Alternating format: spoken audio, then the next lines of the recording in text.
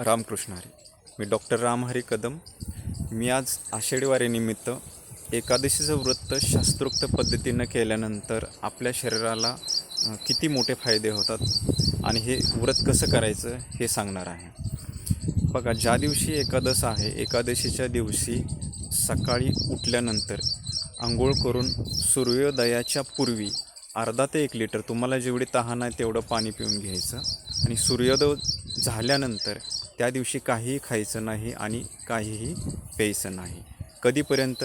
दुसऱ्या दिवशी सकाळी बारस सोडेपर्यंत. मग हे अशा पद्धतीनं व्रत केल्यानंतर काय होतं, म्हणजे यालाच आपण निर्जला एकादशी असं पण म्हणतो. या पद्धतीनं व्रत केल्याचे फायदे असे होतात की या दिवशी, एकादशीच्या दिवशी आपल्या शरीरातील जठराग्नी मंद असतो आणि हा मंद असलेला अग्नी जर आपण त्या दिवशी न खाता न पिता राहिलो तर तो अग्नी आपल्या शरीरातील सूक्ष्म स्तरापर्यंत पोहोचतो आणि आपल्या शरीरातील नसांमध्ये, आपल्या शरीरातील अवयवांमध्ये काही छोट्या गुठळ्या असतील, सूक्ष्म गुठळ्या असतील किंवा मोठ्या गाठी असतील किंवा छोट्या गाठी असतील किंवा विविध प्रकारचे व्हायरसेस असतील जे आपल्या शरीरामध्ये गंभीर रोग निर्माण करतात, असे काही घाण असेल शरीरामध्ये कुठेही, त्या ठिकाणी हा अग्नी त्या दिवशी जातो आणि ती सगळी घाण तिथून काढतो किंवा त्याला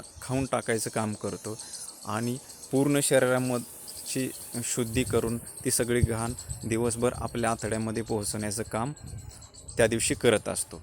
जर अशा पद्धतीनं आपण ही व्रत केलं आणि दुसऱ्या दिवशी सकाळी उठल्यानंतर आपण काय करायचं, बारसं दिवशी कडक पाणी करायचं 1 ते अर्धा लिटर आणि त्याच्यामध्ये 5 ते 10 लिंब पिळायची आणि त्याच्यामध्ये आवश्यकतेनुसार सैंधव मीठ टाकून ते हलवून घ्यायचं आणि ते गरम पाणी पिऊन टाकायचं. तुम्हाला जितकं पिता येईल, अर्धा लिटर, पाऊण लिटर, 1 लिटर, जेवढं तुम्ही पिऊ शकताय तेवढं पाणी पिऊन घ्यायचं. अर्धा तास या गोष्टीला लागला तरी चालेल. तेवढं पाणी पिल्यानंतर एकादशीच्या दिवशी त्या अग्नीनं आपल्या शरीरातील जितकी घाण आणून त्या आतड्यामध्ये ठेवलेली आहे ती सगळी घाण हे वरून आपण पिलेलं पाणी सगळं शरीर आतून आतड्याच्या माध्यमातून स्वच्छ होऊन ते आपल्या शरीरातून ती घाण बाहेर पडेल आणि अशा पद्धतीनं आपल्या शरीराची शुद्धी होईल आणि ही शुद्धी अतिशय सूक्ष्म स्तरावरती होती. आणि हे जे ह्या एकादशीचं व्रत ज्या शास्त्रज्ञांनी विदेशामध्ये मांडलेलं आहे त्यांना याच्यावरती नोबेल प्राईज मिळालेला आहे. आणि खाली त्यांनी लिहिलेलं आहे, सिद्धांत काय लिहिलेलं आहे की भारतीय एकादश व्रत म्हणजे अशा पद्धतीनं एकादशी आपण केली तर आपल्याला कोणत्याही पद्धतीचा कॅन्सर होणार नाही आणि असेल तर तो कमी होत जाईल. त्याचबरोबर सगळ्या प्रकारच्या आजारांवरती मात करण्यासाठी हे जे एकादशी व्रत आहे हे खूप आपल्याला फायदेशीर आहे. ह्याच्यामध्ये होतं काय मी तुम्हाला सांगतो की जीवाणूंचं आयुष्य हे जास्त असतं आणि विषाणूंचं आयुष्य कमी असतं. मग जर आपण या एकादशीच्या दिवशी जर आपण काही खाल्लं नाही आणि पिल्लं नाही तर त्या दिवशी काय होतील, विषाणूंचं आयुष्य किंवा आपल्या शरीराला आजार निर्माण करणाऱ्या गोष्टी असतील ह्यांचं आयुष्य कमी आहे. त्याच्यामुळं काय होईल की या कालावधीमध्ये आपण न खाता पिता राहिल्यामुळं तो अग्नी या सगळ्या गोष्टींना संपवून टाकेल आणि जे जीवाणू आहेत त्या जीवाणू मरायला लागताच आपण दुसऱ्या दिवशी बारस सोडून आपण जर खायला सुरुवात केली तर ते जीवाणू वाढायला लागतात. जीवाणू आपल्याला जीवदान देतात, आपलं आयुष्य वाढवतात.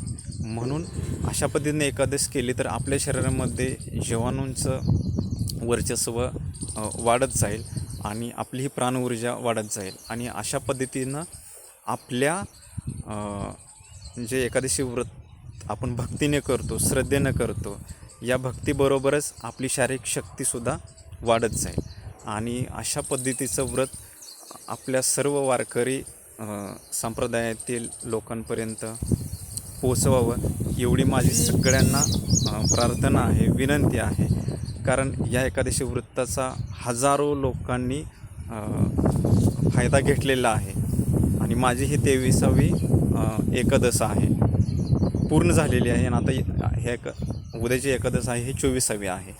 तर ह्या सगळ्या गोष्टी मी हजारोपेक्षा जास्त रुग्णांवरती हे व्रत करायला लावलं आणि त्यांना खूप मोठे फायदे झाले. हे तुम्हालाही असे फायदे व्हावेत म्हणून मी हे तुम्हाला सांगत आहे व्रत. आणि जर का या व्रतामध्ये तुम्हाला काही शंका असेल तर 94 069 0093 या नंबरवरती मला तुम्ही कधीही फोन करू शकता. मी तुमच्या शंकेचं निरसन करेल आणि हे शास्त्रोक्त व्रत तुम्हाला सोप्या पद्धतीनं पूर्ण करायला मदत करेल. रामकृष्ण आहे.